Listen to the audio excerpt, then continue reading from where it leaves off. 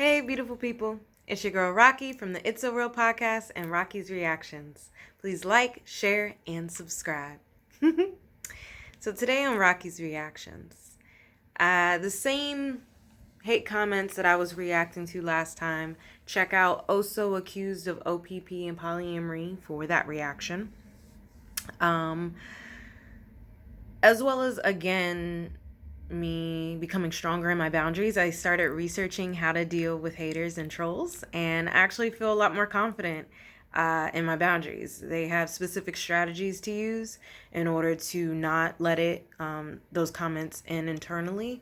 So I feel a lot more confident about putting those strategies into practice and being able to be in the limelight, essentially, and not be impacted by people, honestly, that I don't really care about. I care about the people who want to learn, want to grow, want to have a conversation. If you're in your head, if you're in your feelings, and you coming at me or my partner, I ain't for you, boo. But anyways, so yeah, some of those same haters were talking about also being manipulative and, again, questioning my profession because I'm with him. So let me just explain something to you. Emotional manipulation takes place when the victim, quote unquote, struggles with their own internal and external boundaries as well as self-awareness to be able to detect red flags or unhealthy behaviors or power and control behaviors, that kind of thing, right?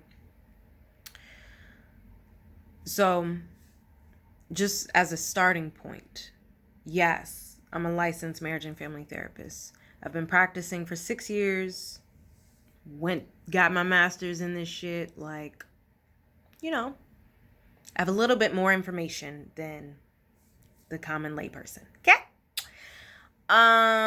Then I've been to therapy 3 different times with 3 different therapists. So, there's that. Not to mention the exponential amount of growth within grad school. And then, what was the last thing I was going to say? Oh, I was single for 7 years. So, put all that together. I had a lot of time and space to become aware of myself, become aware of my boundaries, become aware of my non-negotiables, what the red flags, what the green flags were, as well as be secure in me and know that I can live this life by myself and be free and fulfilled, right? I learned to let go of the fantasy and be present in the reality of my connections, and to take time and space to check in with myself, to reflect on what I need, mind, body, and spirit, see what's in alignment, And with emotional manipulation, all of those factors aren't there, like a lot of times it happens with an adult to a child because that child does not know themselves, nor it's like an authority position as well, so that's power, so they may be more susceptible to that kind of thing. As far as adults who are able to be emotionally manipulative, a lot of times it's around trauma, low self-worth, low self-esteem, things like that. So that's not me. Like, I know you're trying to put your shit on me. Thank you for your concern, but that's not me. It's not. I don't know what to tell you. That's not me. Like, I have my own individual bedroom. So, like, and I journal, I video record. Check out Rocky's Reflections on Life is Rocqi, my personal YouTube channel. It's all of my thoughts, me just reflecting my own self-awareness, my own understanding, my own questioning of myself. Like, I'm not you. And emotional manipulation happens when someone allows them to, essentially. I mean, it may not be conscious, but it's a lack of boundaries that allows that manipulation to occur. And I'm not saying it's a fault of the victim, because obviously somebody's going to twist my words to there. But I'm just saying there are levels to this shit. There are levels to restricting that from happening. Right? And also, personally, just so you know, and I haven't really talked about this. I haven't really talked about this. So, my dad, I was very close to him throughout my childhood. Very close. I was a daddy's girl. Very close with him.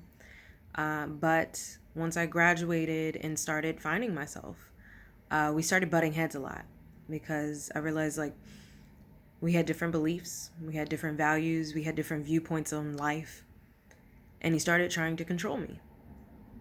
And then just the emotional abuse. It was very painful, because that was definitely a shift in our relationship. It had never been like that. And then he was the one who taught me about self-help, but he wasn't putting it into practice. He wasn't growing within himself. So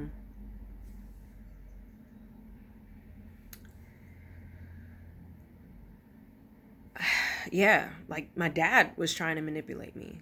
He still tries to, by playing the victim, essentially. He has narcissistic abuse patterns. And I'm very thankful for Dr. Ramani on YouTube. She's a clinical psychologist. She specializes in narcissism. She definitely broke a lot of shit down that brought a lot of awareness to me, because I don't treat narcissism. So it definitely helped bring clarity around my experiences with my dad. But essentially what happened was, it just kept getting more and more conflictual, to a point that I realized whenever I called my dad, I was no longer happy after the phone call. Now, mind you, I live across country from my parents. But yeah, every time I got off the phone, I was no longer happy. Whereas with my mom, when I would call and talk to her, I was always even more happy because of my love for her. Like, I started out happy, and then I was more happy because I just loved her and I loved our connection, right? And I was like, this is not good. This is not healthy for me. I choose my peace. I choose my happiness. I choose to love myself. I choose what's beneficial for my long-term self. And that's when I stopped talking to my dad on the phone. Like, voice talking, right? But then we were texting. He was still emotionally abusive, emotionally manipulative. He was still trying to control me. And finally, honestly, he did all that to me, but it was when he came after my life partner. And that's when I was like, you know what? I'm done. This is someone I choose to spend my life with. I didn't choose my father. Now, I'm very grateful for the foundation and the childhood that my dad afforded me. And I send him thank you cards saying that, because I want to share my love with him. That's who I am. But as of last year, and I had been telling him, I said, hey, I can't do this. You're hurting me. Please stop. Please respect my boundaries. You're not, I can't do this. I can't do this. And he just kept at it. He kept saying he wouldn't change, take me as I am, all this other bullshit, right? And finally, I was just like, I'm done. And I haven't talked to my dad in conversation in a year. Like I said, in over a year, actually. And like I said, I've been sending him thank you cards, because that's how I share my love with him. But I have to love him from a distance. I can't.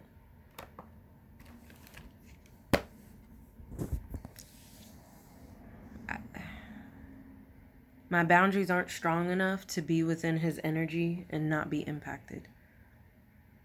And at the same time, I don't feel like I need to put myself in that situation. I'm very happy with my life. I'm very at peace. I'm surrounded by love, unconditional love. So, yeah, I cut off my dad after I was so close with him. I had an amazing childhood with him. I cut off my dad. And Oso and I are getting married next year. I've not told my dad that we're engaged. He's not invited to our wedding. I went back home to Maryland this year, didn't tell my dad was coming, didn't talk to him at all. So if I could do that to my father, why the fuck do you think I wouldn't do that to a romantic partner? Like, cutting off my dad made sure I was like, oh, I can do this for everybody. If you challenging me and my peace and my happiness, you're gone, bruh.